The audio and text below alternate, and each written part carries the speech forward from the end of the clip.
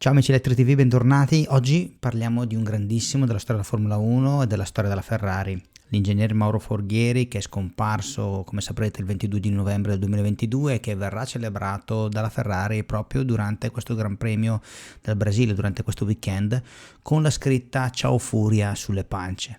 Se i più attempati conosceranno sicuramente già le gesta dell'ingegnere Forghieri, abbiamo pensato che i più giovani o chi si è avvicinato soltanto recentemente al mondo della Formula 1 potrebbe non conoscere le gesta, le incredibili qualità, le incredibili invenzioni e i risultati ottenuti dall'ingegnere italiano con la Ferrari. Se anche voi fate parte di questo gruppo, questo video è per voi.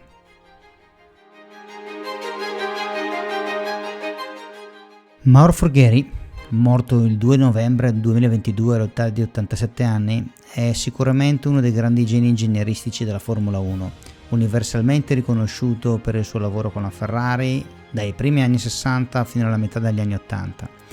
Probabilmente è meglio ricordato per il suo storico design della Ferrari 312T con cui Niki Lauda ha vinto il titolo mondiale del 1975. Ma probabilmente l'aspetto più notevole del suo lavoro, o body of work, come direbbero gli anglosassoni, è che ha creato praticamente ogni parte delle sue vetture: motore, telaio, cambio, tutto. Tra i suoi contemporanei sono di solito il genio della Lotus Colin Chapman e il creatore del motore Cosworth Dick Duckworth, a ottenere i plausi degli appassionati, soprattutto d'oltremanica, l'altra culla del motorsport. Ma tuttavia, quando si parla di Forghieri, è un po' come se fosse che Chapman e Duckworth si fossero uniti, trasformati in un unico genio italiano di ingegneria del motorsport. Durante il suo periodo alla Ferrari, Forghieri ha anche gestito la squadra in pista in alcuni anni, dato che Enzo Ferrari preferiva solitamente restare in fabbrica. Forghieri venne promosso a direttore tecnico dalla Ferrari in giovanissima età, a soli 27 anni, nel 1962, a seguito di un'uscita di massa di tecnici dalla squadra tecnica di Maranello. Inizialmente Forghieri perfezionò ciò che aveva a sua disposizione, non moltissimo in realtà, ma riuscì a vincere il suo primo titolo iridato già con la monoposto spinta dal V8 da 1,5 litri guidata da John Surtees nel 1964. Per quella vettura, tra l'altro, Forghieri non solo ha creato telaio e motore, ma aveva già anche pensato ad un'alternativa per il motore stesso, un motore a 12 cilindri flat che già inizialmente mostrava prestazioni sensazionali, come al debutto a Monza ad esempio nel 1965.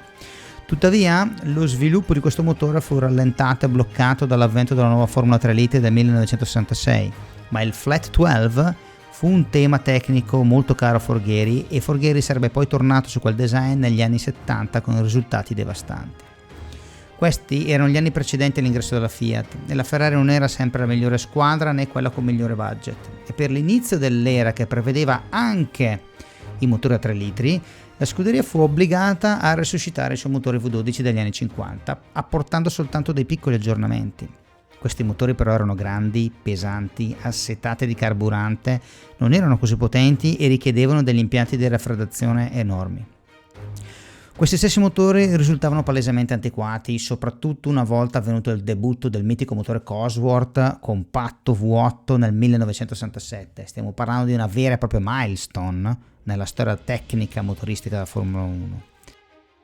La Ferrari, come detto, versava all'epoca in una crisi finanziaria, pertanto Forghieri propose a Enzo Ferrari di concentrarsi a partire dal 1968 soltanto sulla Formula 1, lasciando perdere la Formula 2, i prototipi, dove Ferrari era assoluta protagonista, e le altre categorie minori in cui la scuderia continuava a competere.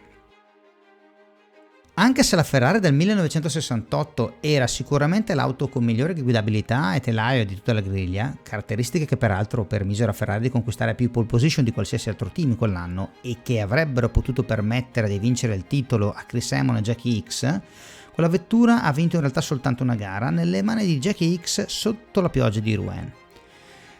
Grazie però ai risultati positivi di quella stagione, Enzo Ferrari si convinse a dare un budget a Forghieri per progettare un nuovo propulsore e il risultato fu il favoloso 12 cilindri da 3 litri con design flat, che avrebbe alimentato tutte le Ferrari Formula 1 degli anni 70, portando Lauda e Jody Scheckter ai titoli mondiali piloti e la squadra a 3 campionati consecutivi costruttori a metà del decennio e poi uno alla fine nel 79.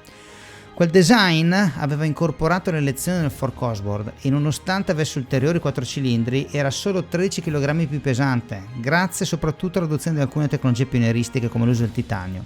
In compenso si presentava con una potenza maggiore e, elemento chiave, un centro di gravità più basso.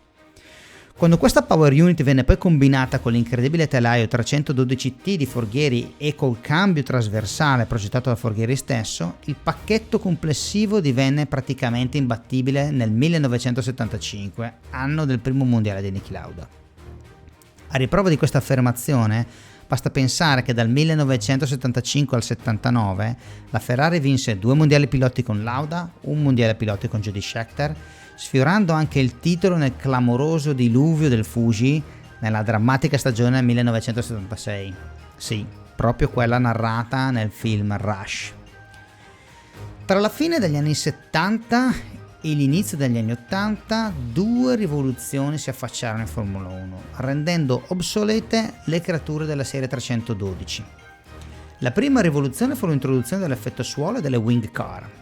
Questa tipologia di design richiedeva un motore a V per dare una buona sezione di uscita per i condotti venturi, rendendo quindi il 12 cilindri piatto un motore non adatto a questa filosofia di design.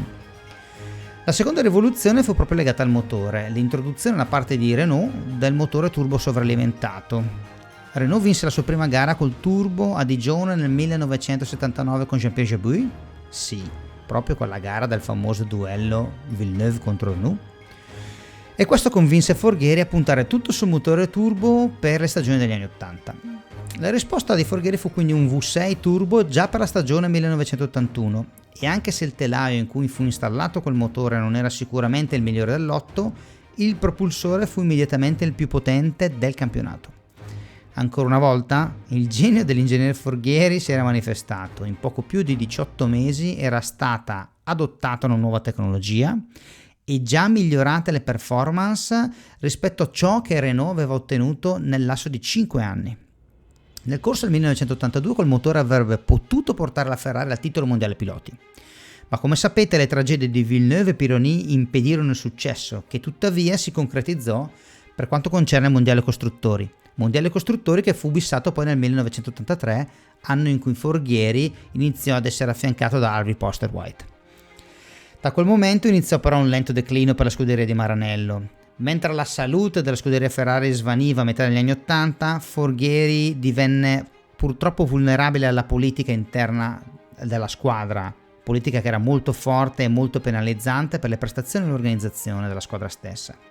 Forghieri si dimise alla fine dell'86, nonostante le richieste di Enzo Ferrari di non farlo.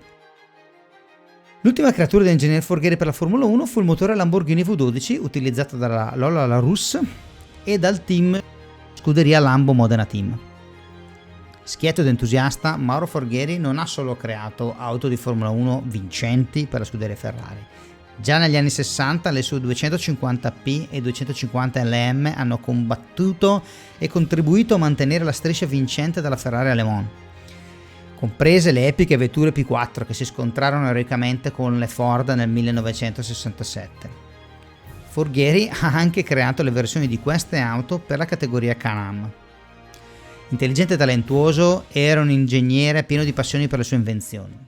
È stato il primo a montare un profilo Lara su un'auto di Formula 1 a Spa nel 68, ma la storia narra anche che fu il primo ad aver suggerito di investigare il concetto dell'effetto suolo, ben prima di Colin Chapman alla Lotus, ma che non gli fu permesso di continuare a sviluppare questo concetto e questa ricerca dallo stesso Enzo Ferrari per questioni di budget. Forghieri è un uomo che è e resterà per sempre un'icona, uno dei simboli di un momento storico in cui era possibile ancora, per un uomo infaticabile e di grande ispirazione come Forghieri, guidare il design di una vettura su tutta la linea in tutte le aree. Non ha mai avuto paura di dare ad altri nel suo team il merito di un lavoro ben fatto e le sue macchine hanno contribuito in modo inestimabile all'invidiabile successo e alla incredibile reputazione ingegneristica della scuderia Ferrari.